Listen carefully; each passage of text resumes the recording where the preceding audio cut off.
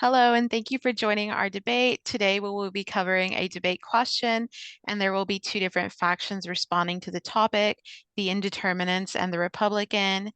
Anna, who is our Cesarian faction, will be following up in her own recording. Each faction will present their position, and after all positions have been made, each faction has prepared one question for the other. After all debate questions have been asked and answered, this will conclude our debate. To begin, I will state the debate question.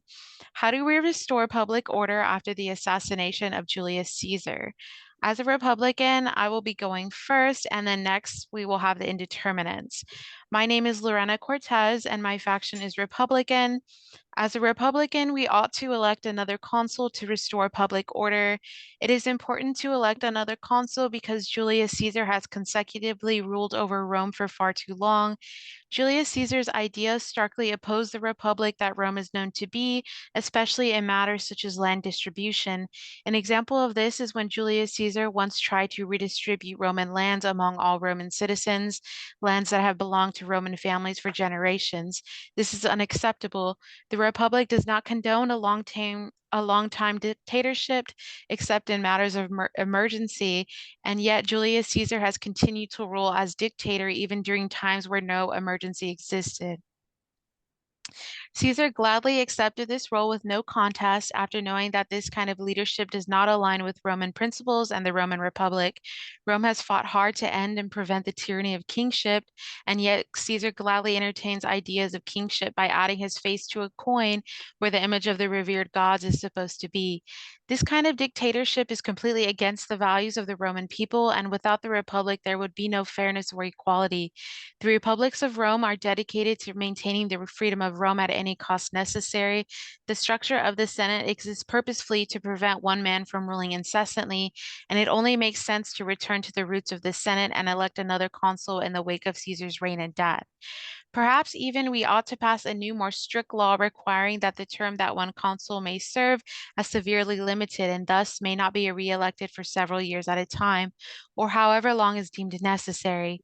It would be unwise to restore power back to either Marcus Antonius or any other Caesarian, given that they have ruled excessively. Marcus Antonius has proved that he is unfit to be a consul because he also gladly entertains ideas of kingship and worshiping Julius Caesar as a god. We can see evidence of this at the Lupercalia festival, where he attempted to place the wreath on Caesar's head instead of where it belongs on the head of a god. Marcus Antonius clearly doesn't uphold Roman values or the Republic. It is time for a restoration of the Roman Republic and public order, and this can only be achieved by electing a new consul. Julius Caesar's reign went against Roman customs and ideals, and these ideals must be restored because there would be no Roman Republic without its values, values that ought to be upheld. The Roman Republic must be brought back to restore public order and because it aligns with Roman values. Revoking the possession of power from one man and electing new consuls in Julius Caesar's wake will allow the Roman Republic to truly be free once again. This decision will positively affect the Roman Senate and people of Rome because the Senate will once again have a mix of political views instead of having mainly Caesarian viewpoints making decisions on civic matters. It is important to make the Senate more equitable, and expanding the Senate as Caesar did only serves Caesarian interests. The Senate must be more egalitarian toward all Roman interests.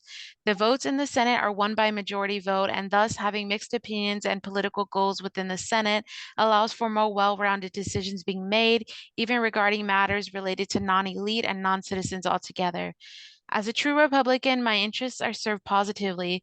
The overall goal within the Roman Republic political philosophy is to make sure that Rome continues to be free by preventing a tyrant from ruling through the structure of the Senate.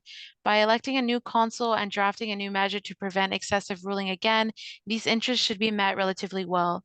Lastly, as quoted by Cicero in Book 4 of On Duties, he stated, "The task of providing and maintaining those virtues on which the practical business of life depends, so that the relations of man to man in human society may be conserved, and that largeness and nobility of soul may be revealed not only in increasing one's resources and acquiring advantages for oneself and one's family, but far more in rising superior to these things. but orderly behavior and consistency of demeanor and self-control and the like have their sphere in the department of things in which a certain amount of physical exertion and not mental activity merely is required. For if we bring a certain amount of propriety and order into the transactions of daily life, we shall be conserving moral rectitude and moral dignity. And now we have the indeterminants. I'm Jalissa, I'm the indeterminate. So this is my position. Now that Caesar is dead and the Republic is left without a ruler, it would appear to be in everyone's best interest to see to it that someone else is put in power as soon as possible in order to maintain the order lost due to this apparent tragedy. As an outsider who has been welcomed in, I have learned a great deal and wish only the best for the continuance of the Roman Republic. Almost immediate action should be taken to put someone in power. I see it to be fitting that someone who knows the Republic well is adopted into power to complete that which was left incomplete and rule that which was left behind. This is a decision that should not be taken so lightly given the circumstances. It is with this that I assert that someone such as Marcus Antonius should be elected sole consul. He shared many of the same views as Caesar due to them being so close, and thus is well aware of the workings of the Roman government. He has remained faithful and has long stood by Caesar's side, and thus should be able to continue what was left unfinished. I do see the introduction of someone new into power to be a difficult decision to be made, and thus am uncertain if a new consul as of now is a fitting choice. But I do stand firm in the idea that someone who has played such a close part in the Roman government already would be the right choice to make in deciding who should take part as the next ruler. And that was that. That was it. Okay, and thank you for your position, and that will conclude our stated debate positions. So now we will begin the portion where we ask each other debate questions. I will go first. My question is for the indeterminate faction. After all the chaos that Caesar has brought with his reign, why do you think that putting Marcus Antonius as a sole consul of Rome will benefit the Roman people, considering that his views are very similar to those of Caesar and he blatantly entertains ideas of kingship? So in Caesar, I saw ambitions comparable to that of my own. And I believe that Marcus Antonius carries these qualities as well. In my knowing Caesar, he has often dismissed any use of being called king. Mark Antony shares the views of Caesar in a way that I see is fit to rule the Roman Republic and continue a legacy that was shortened.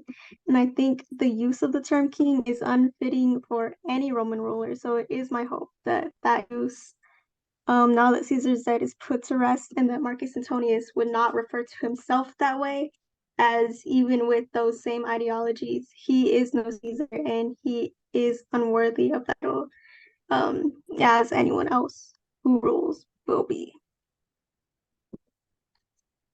So, And then you had a question for me? yes, so this is my question for you, the Republican side. You called for a restriction in consul terms. So how long do you think the consul should serve, and what are the benefits of this restriction? Okay, thank you for your question. As a Republican, I believe consuls should not be allowed to serve more than 2 years at a time and may not be reelected for another term. In other words, consuls may serve 2 years at a time every 4 years.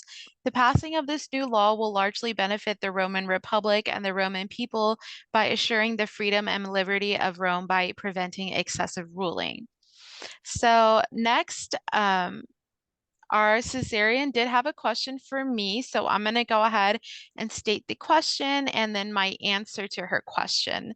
So her question for me was, why do you think passing a Senatus Consultum Ultimum, being the SUC, will benefit the Roman people, and how do you think this will affect their values overall? My response to that question is, as a as a Republican, it would be reasonable to assume that I would not promote the I'm sorry, it would be reasonable to assume that I would promote the election of another consul from within the Republican faction. However, that is not entirely the case. Although I am fond of the election of a Republican consul, I am strongly committed to the freedom of Rome and thus the integration of multiple political views within the Senate, specifically not one political view overpowering and allowing for a fair majority vote. Ultimately, I would elect a person that upholds the values of the Roman Republic and is committed to the freedom of the Roman people. I believe the Republic will benefit greatly from this kind of leadership. And then you can go ahead and state the question that the Caesarian had for you, and then your response for it as well. The Cesarian's question to me was Marcus Antonius has had a few blunders within the government. How would having him as the sole consul help him to not make those same blunders? And my response is that in being sole consul, that does not mean that Marcus Antonius is left alone in his decisions. He, of course, still has the other members of the government and the Senate who can help him to make decisions and ensure that things go over smoothly so he can rely on them. But as sole consul, he will be subject to make some tough decisions that will rely majorly on him. And I do think that even though he did like make these mistakes in the past, that he has hopefully learned from them and will not make the same mistakes again, because I do believe that he has the intelligence and skills to make the right decisions for the Roman Republic. So thank you. Okay, and that concludes our debate. Thank you all for joining.